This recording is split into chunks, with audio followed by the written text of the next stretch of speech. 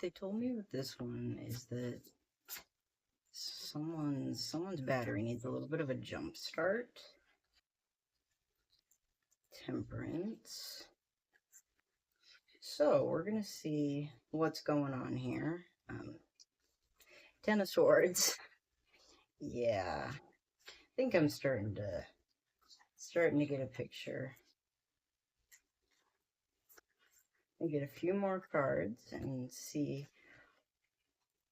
what Spirit has to say for you, and if we can't get this situation jump started here, help you out a little bit. So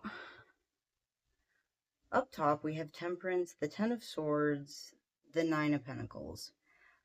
Which, like, to me, it's giving the energy of realizing you either can't or don't want to do it alone. You know, like with this Nine of Pentacles, it's a great card. I love the Nine of Pentacles. It's all about like that financial independence, that prosperity, that luxury. That like coming out with like next to the Ten of Swords is kind of telling me that it's almost like even if you're in this situation, like physically, because this card did come out, it's like the energy's on the table.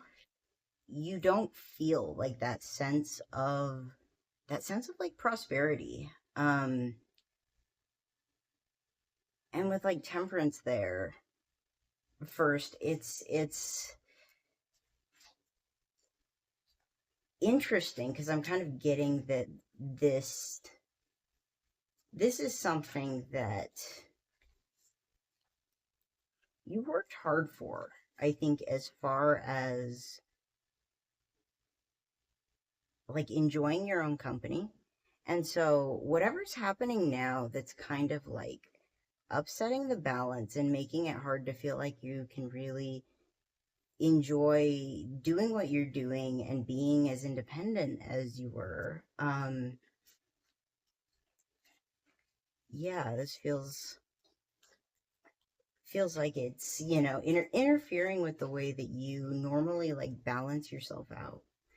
But we have the Six of Swords coming in under Temperance, and I think like what that's telling me here is that Spirit's kind of giving you a little bit of a nudge to reconsider the way that you find balance within yourself, the way that you fill your cup. Because over here, like under this Ten of Swords is the Ten of Pentacles. So we have 10-10 there. It's almost like some of the strategies, the cycles, the coping mechanisms that you had in the past, it's not like they were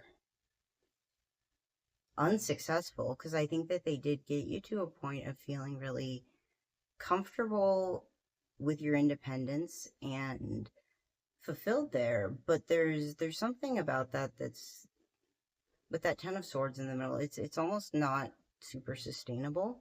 And I think it's because on some level, like you're looking for something that's a little bit more stable, a little bit more grounded, something that feels lasting. You know, I'm getting for some people, this may be about like family or community, and for some people, this is a career thing. But I think that either way, this kind of internal conflict of like moving from the energy of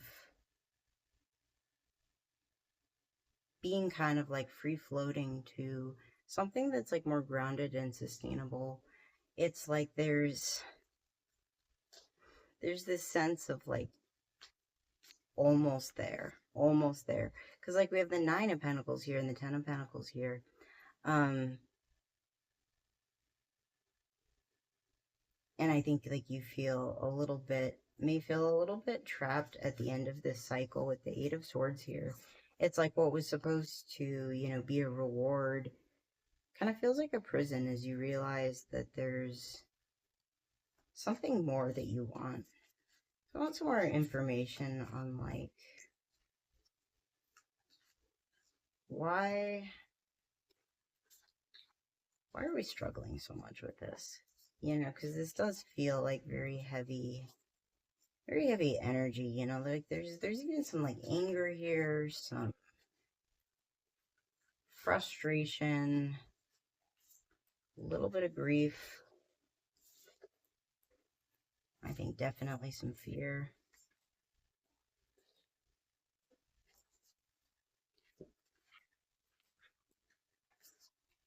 Okay.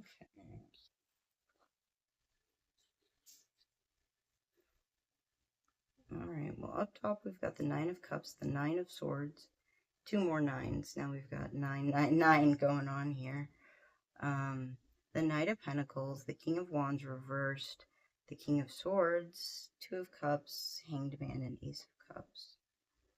So with this, I think that like you've worked very hard to get to the point of like emotional stability and like personal balance, and I think that you have this fear of losing that, of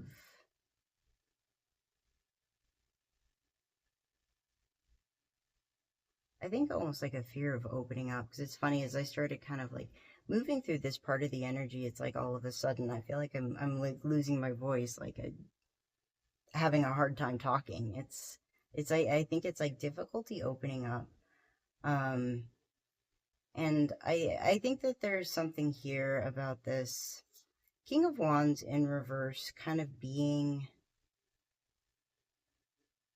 almost like the darker side of your current coping mechanisms. You know, because if we look at the art for the King of Wands upright, we see that he's, you know, he's got like his staff in hand, he's got a dragon there, he's victorious, overcoming. Um, you know, but if we look on the other side, we see like, you know, the eye of the dragon, you know, his awoken has become bigger, and there's also like these symbols of, you know, emotional energetic instability, succumbing to lust, emotions, you know, whatever. I think it's almost like there is this sense of both like you not wanting someone to come in and fuck up your peace, and also this feeling of I can be stable and happy on my own because I can kind of accept almost like this shadow side of me, and I don't necessarily want to bring that into like a new situation with the Ace of Cups. And I think like there's been a lot of work with this Knight of Pentacles over the Hanged Man. A lot of work from not necessarily the most fun place, I think, to get yourself to where you feel like you can coexist with your own shadow, is what they're giving me. And, you know, I think in whatever situation you're in, we got the King of Swords next to the Two of Cups. I think that, like, you're someone who would not go into any kind of situation, be that partnership or work opportunity or whatever, without being like honest and upfront. And I think like the honest truth is that, you know, you have a lot of anxiety, I think, about some of your bad habits, some of your impulses, some of your, I think, misguided energy is how they're giving it to me. Um and so I think that there is this fear of, you know, almost like being good enough for yourself but not being good enough for this person or this job, or, you know, like whatever it is, whatever it is, there's a lot of anxiety around opening up to other people, and a lot of fear of, I think, them not seeing you in the best light. I'd like to know what Spirit has to say about this. Six of Cups, Death. You know, you're not who you used to be. You're not who you used to be. I think that, like, there's always traces of who we were in who we are. But the thing is, like, we're always growing, we're always evolving, we're always changing. Yeah, Two of Wands, Wheel of Fortune. And I think that, it's almost like you see yourself and judge yourself according to where you were at, like, your most difficult and vulnerable part of the journey. And then you carry that around with yourself and you're like, this is the kind of person that I am. And, like, obviously, regardless of the situation that we're in, we want to try and handle things in a way that's, kind, honest, generally decent to the people around us.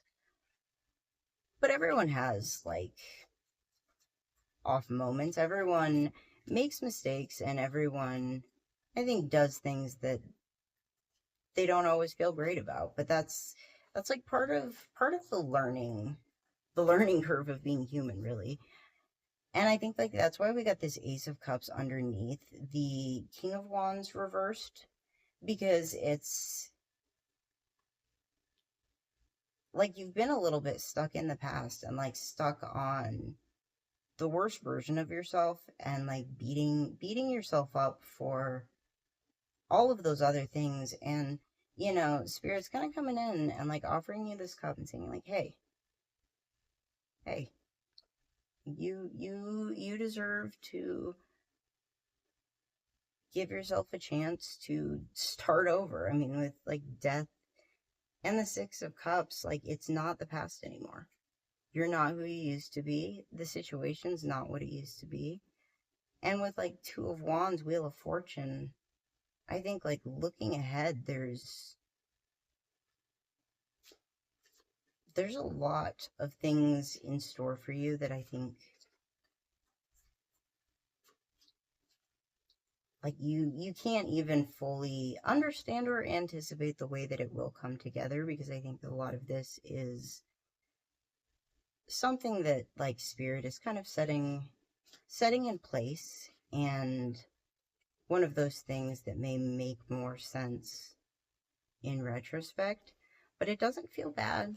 It doesn't feel bad at all. It feels like there's a lot of good fortune there. But I think that, that moving forward does require you to put yourself out there in some capacity, whether that's being really vulnerable about your feelings and your hopes and your struggles with a partner or potential partner, or whether that's taking a leap of faith and putting yourself in the position to grow or change your career. I think that so long as you're showing up as yourself, not just when you're with yourself, I think that you may be surprised to see how much you've grown and how differently you react to situations than maybe you would have in the past. Like, I think they want me to point that out, to, like, kind of, like, prime your brain to start looking for that, and start noticing that, and start giving yourself credit for that. Because if you're gonna remind yourself of past versions of you all the time, it's only fair to also remember and also honor the positive past versions of you as well, because those are a part of you too. So, is there anything else that this collective needs to know? The Tower, Nine of Wands.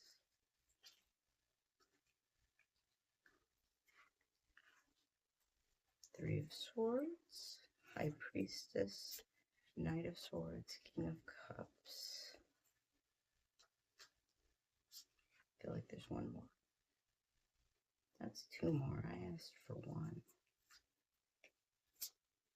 That's two more. They really want to give me two more. Eight of Wands. So this kind of reads like, to me, a most probable outcome as far as the trajectory of this energy, which is, I think that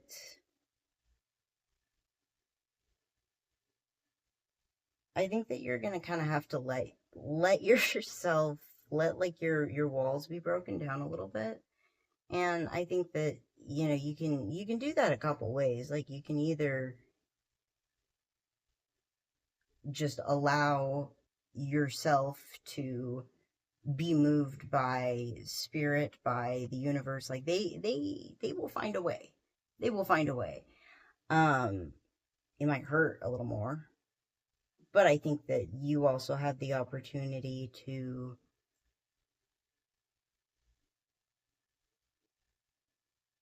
I'm hearing like they give it one last shot. And I don't know what that means.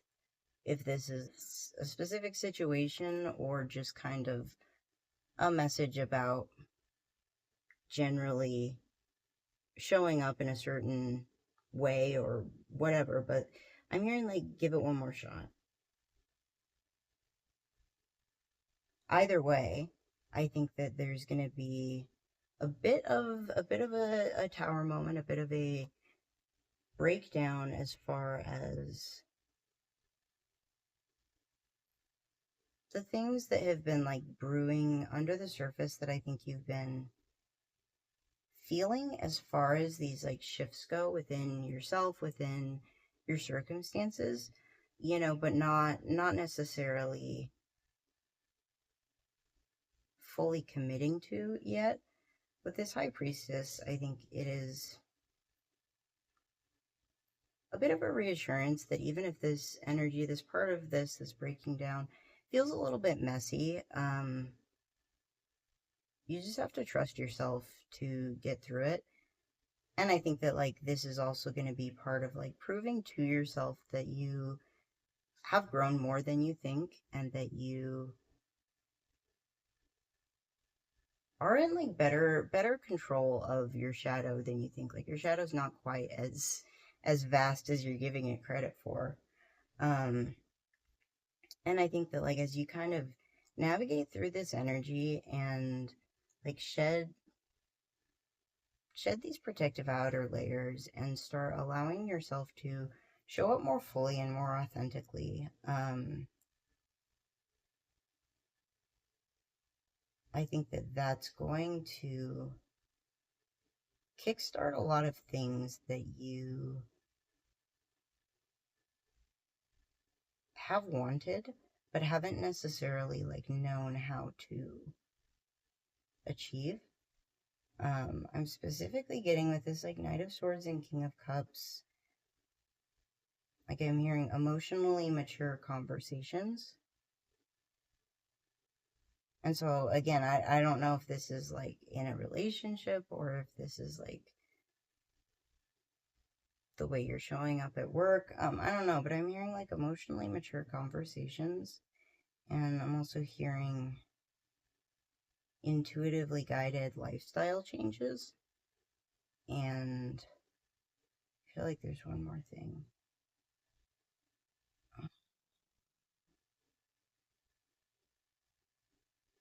Well, if it's important, it'll come to me. But I think that like those emotionally mature conversations and those intuitively guided lifestyle changes, like that alone, I think is something that is going to trigger a lot of other like energetic chain reactions in your life in a very positive sense, and like a sense that allows you to come out of it feeling confident in your mastery of your own emotions and the application of your morals to the situation that you're in. I don't know exactly how that applies, but I think that's the third thing that I was looking for. Um, so yeah, I think there's a lot here about like learning to trust yourself and learning to trust your own growth and learning to trust that it's safe to almost like it's safe to put down roots, whether that's with committing to a relationship or to a stable career choice or to whatever it is. Like it's safe to put down roots. And I think that you've been through a lot as far as learning to manage your own energy and learning to manage that independently, and connecting and opening up now to others doesn't take away from that. Like they want me to be really clear on that even when you now may be more open to accepting help or support or collaboration from those around you, um, it doesn't diminish your independence. It actually increases it because now, you have more sources of support that you can independently decide to utilize.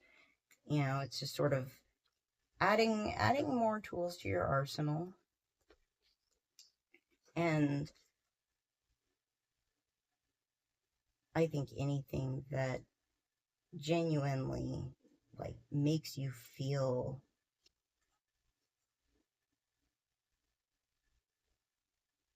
trapped, whether that's resisting connection or a specific connection, it's like that's probably a sign that your intuition's telling you that's not the place for you right now.